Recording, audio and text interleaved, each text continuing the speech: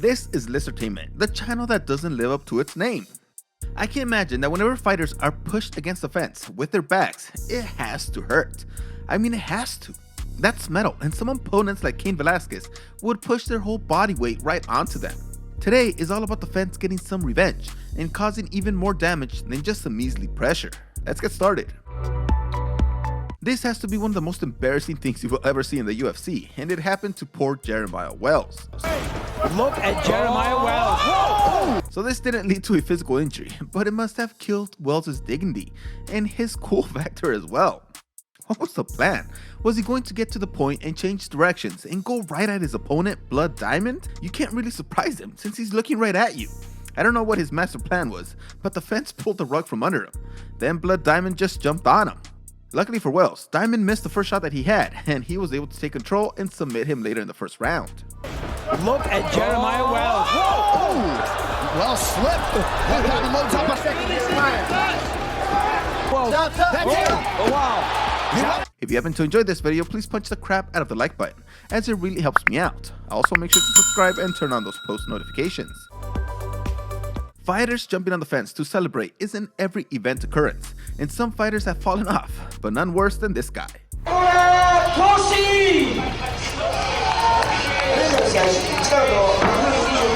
This guy went from being on top of the world on the fence, celebrating, to crawling on the ground, asking for help from somebody in the arena. And nobody freaking helped him, man. Somebody finally asks if he's okay, but offers no actual help. Then he has to shake hands with his opponent while looking like an old grandpa walking down the street. He's still trying to celebrate at the end, but just looks like the hunchback of Notre Dame trying to raise his hands. The cage in this fight just got tired of holding up the fighter's weight and just went ole and opened up the cage's door so they can just get the hell out. The fighters were James Collins and Martin Navis, and they just went flying to the concrete floor after that takedown attempt. The cage is like 3 feet up in the air, so a fall like that is going to hurt. Plus, there are stairs right there. The bout was immediately called a no contest, as Collins was okay, but Navis suffered a rib injury and he had to be taken to the hospital. I'm gonna safely assume that Navis was the guy at the bottom. So Mitch Collin's opponent apparently paid the fence to help him out and hold onto his leg while he beat him. His foot really got stuck in between the cage and the mat, and he had to have help in order to get it free. But his opponent very wisely just started landing shots to a defenseless fighter. That must be nerve-wracking, to not be able to do anything while a trained guy is just going ham on you. The referee did eventually call for a break, and they freed him.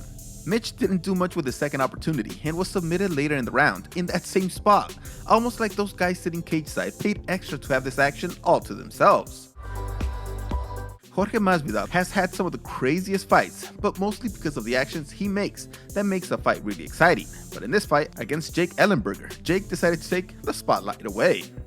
Masvidal gave it a second, but Herb Dean was on the other side, running away from the action when Jake was doing his jumping knee attempt, so he didn't get there fast enough, so Masvidal started landing some seriously hard shots on Ellenberger, who couldn't protect himself.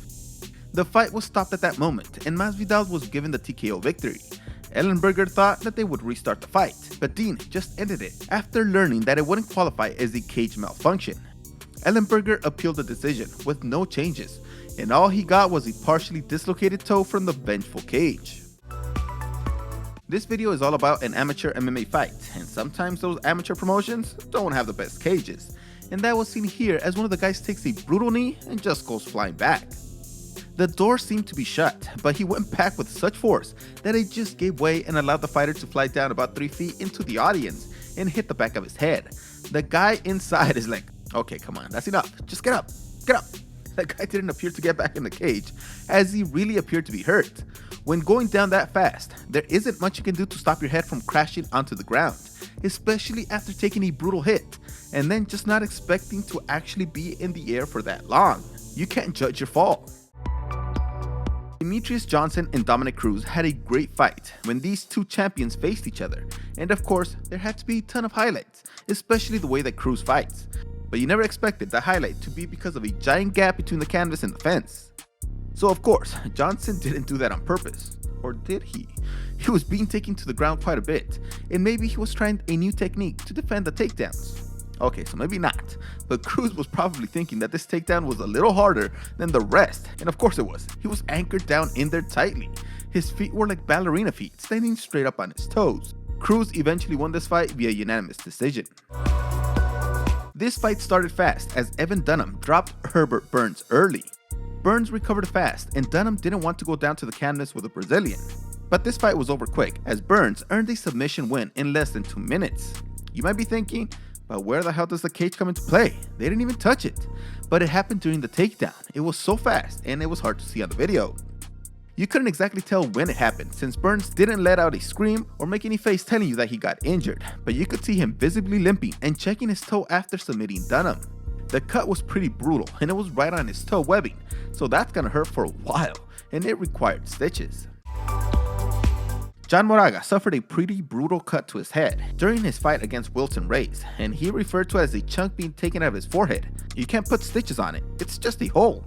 He fell onto the fence pretty hard right there, and he immediately felt the pain since he started touching around that area pretty fast. Moraga was visibly worried about that cut because it was bleeding quite a bit, and he was distracted by it and almost got choked out, but was able to hold on until the end of the round. Moraga was able to win the fight, and he was lucky that the cage decided to get some payback so late in the fight. Of course, we have to end with the worst injury caused by the cage, and that was a head gash that it gave to Hunter Boone. He hit his head pretty hard against the fence and the gate, and it opened up his head, and it required 17 staples to close it up. Not sure how this opponent didn't see it, but he just kept punching him on the ground, and Boone was somehow still able to defend himself. Boone also seems to get knocked out a bit by the fence, and once the referee came over to get on top and see the action, he noticed a massive cut and called for a timeout immediately. Jordan Brown was declared the winner, and Boone was taken to the hospital to take care of the 6.5-inch gash, where he found out he was also concussed.